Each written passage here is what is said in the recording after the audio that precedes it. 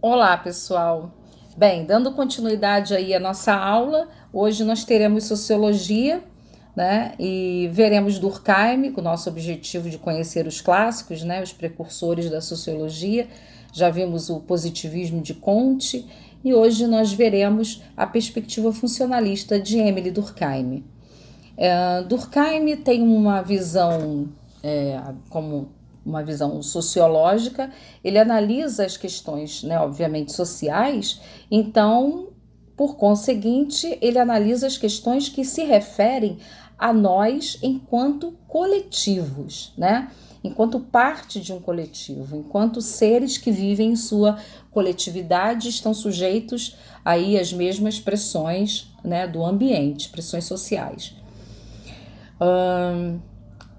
Isso difere um pouco da psicologia, né? Mas não muito, porque mesmo que a psicologia, por exemplo, ela analise, investigue questões como patologias clínicas, questões de âmbito subjetivo, individual, essas patologias, né, que tem aí variadas nomenclaturas para síndromes e transtornos, essas patologias elas não estão separadas da questão social, né? Em até que medida a ausência, a deficiência de neurotransmissores como dopamina, serotonina, não está relacionada aí às pressões sociais. Então, como a gente vê, nós não estamos, né, à parte do mundo que nos cerca, nós somos afetados por ele. E é essa investigação que a qual Durkheim vai se debruçar. Emile Durkheim nasceu numa região politicamente importante no século XVIII e XIX na França, Alsácia. Nasceu em 1858 e faleceu em 1917, início aí do século XX. E viveu um período de profundas transformações sociais, né, um momento em que o capitalismo se impôs sobre antigas instituições feudais, né, consolidando aí valores burgueses. E nos deixou grandes obras, como em 1893 ele escreveu A Divisão do Trabalho Social, em 1895 As Regras do Método Sociológico e em 1897 aí um que eu considero assim a sua maior obra, que é O Suicídio, né? Embora tenha muitas críticas com relação aos índices apresentados, a sociologia ela enfrenta algumas críticas porque ela trabalha com pesquisa, né? E sempre ocorre aquela crítica de que mas a análise não se dá sobre o todo, então sempre acaba sendo uma interpretação subjetiva. Mas enfim, eu particularmente gosto muito do Suicídio, é uma obra realmente, para mim, a meu ver, talvez a mais importante do Durkheim. Na divisão do trabalho social, nós temos aí o que eu falei no início, né? A gente chama de perspectiva funcionalista. Por quê?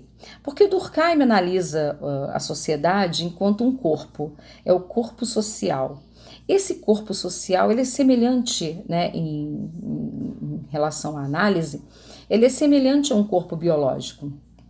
O corpo biológico, o corpo social, assim como o corpo biológico, ele possui funções, né? E ao analisar as funções, né, do organismo, seja ele esse organismo social ou biológico, analisando as suas funções, nós poderemos encontrar as causas e a possível cura para as doenças, né? Sejam doenças biológicas ou sociais. Durkheim acreditava nisso, né? Acreditava que analisando as funções nós poderíamos encontrar causas e, por conseguinte, a cura.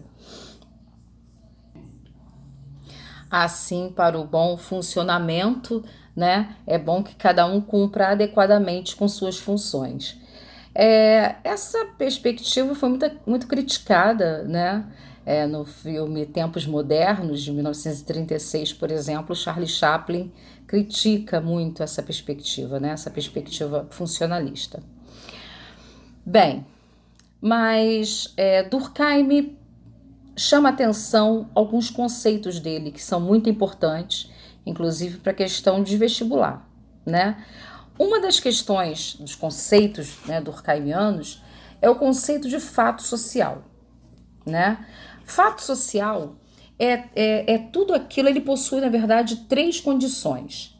Ele tem que ser externalista, ele tem que ser, para ser um fato social, ele tem que ser externalista, ele tem que ter como característica o externalismo, o generalismo e tem que ser coercitivo, né? Coerção.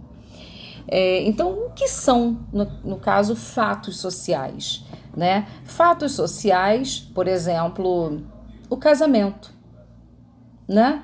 O casamento, ele se aplica a todos, ele é uma condição cultural que se aplica a todos. Ele é externo a você, né? Não foi você que, quando você nasceu, já existia esse fato social, e isso é importante para ser um fato social, ele tem que estar no mundo, ele tem que ser externo a você, né? Como eu disse, o externalismo é uma das condições, é uma das características para que um fato seja social. E é coercitivo, porque ele te impõe regras, né? Assim como o casamento, nós temos também a escola, né? A educação também. A educação, ela também é coercitiva, né? Ela procura te moldar, te doutrinar para que você viva em sociedade, né? Essa é a função, né, da educação. Então, a educação também é um fato social, assim como o casamento, porque é externo a você, se aplica a todos, é generalista, né? Tem como característica o generalismo, e também é coercitivo, porque pretende impor regras e critérios, estabelecer regras e critérios. Bem, na sua obra O Suicídio, Durkheim vai chamar a atenção uma coisa que eu acho muito interessante. Ele vai dizer que o suicídio ele é diferente da criminalidade. O suicídio ele é condição de uma sociedade anômica. Anomia é esse A, né, ausência, esse é o alfa privativo que significa sem nomos. Nomos é lei. Então, anomia é ausência de lei, né? É uma sociedade que está sem lei.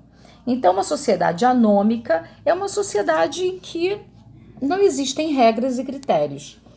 O suicídio é diferente da criminalidade.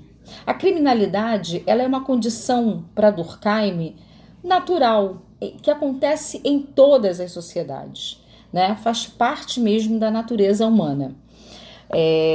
Essa relação com o outro, em sua relação com o outro. O suicídio é uma relação de nós com nós mesmos, né? Então, Durkheim vai chamar que isso vai contra a natureza. Então, por isso, o suicídio revela aí uma condição anômica, uma prerrogativa de uma sociedade anômica. Então, por isso, suicídio e criminalidade são questões diferentes, né? Porque a criminalidade ela diz respeito à nossa relação com o outro. O suicídio é uma relação de nós com nós mesmos, quando nós vamos contra a nossa própria natureza. E nós vamos contra a nossa própria natureza por questões que extrapolam a nós mesmos, por questões que estão fora, externas a nós, por questões que revelam, na verdade, fatos sociais. E esses fatos sociais, lembrando, devem ser analisados do ponto de vista funcionalista para que se alcance aí a causa e a cura. Outro conceito importante na perspectiva durkheimiana é no que tange o conceito de solidariedade. Durkheim vai diferenciar solidariedade mecânica e orgânica. A solidariedade mecânica é uma solidariedade estimulada pela igreja, né? Aquela solidariedade que na verdade, construída, mas não cria, né? uma empatia de fato. Né? É uma solidariedade, como ele mesmo diz, como ele mesmo nomeia, mecanizada, mecânica. Né, que são fatores externos a você que te obrigam, de certa forma, né, a fazer parte, por exemplo, quando nós vamos à igreja, né, quando as pessoas têm o hábito de irem à igreja e assistirem à missa, né, cria-se ali um vínculo mecanizado, um vínculo mecânico, né, que é estimulado pela religião e pelo hábito cultural de ir à igreja. Já para Durkheim, a solidariedade orgânica, ela é própria mesmo da sociedade capitalista. E a sociedade capitalista é o ideal, pois com sua divisão de funções ela produz esse tipo de solidariedade, que é a solidariedade orgânica. A solidariedade orgânica, ela na verdade é uma solidariedade produzida por essa divisão de funções, que faz com que nós tenhamos realmente, de fato, consciência desse nosso papel na sociedade e que o meu papel complementa o do outro, né? A partir do momento em que eu entendo que essa divisão de funções é fundamental para o próprio movimento né, social, para a própria construção de uma sociedade participativa. Então, para Durkheim, a solidariedade orgânica é o que nós devemos atingir com o capitalismo, tá bom? Bom, gente, eu quero dizer para vocês que esses vídeos são apenas um pontapé, né? Claro que nada se compara a uma aula presencial em que existe a participação da turma, mas eu quero dizer para vocês que esse momento de restrição de mobilidade, de confinamento, é um momento fundamental para que a gente possa aproveitar o tempo, estudar de verdade, não perder tempo com besteiras, com bobagens. A gente já tem muita enxurrada de bobagens e não precisa de professores estimulando isso. Eu acho que o YouTube está aí, você pode aprender até aramaico pelo YouTube, né? A internet está aí para isso, nós podemos aprender sobre mitologia grega, sobre história do Brasil, né? Conhecer Antônio Conselheiro, Lampião, conhecer a história de outros povos também, representantes como Gandhi, né? Então, nós podemos aproveitar esse tempo a nosso favor.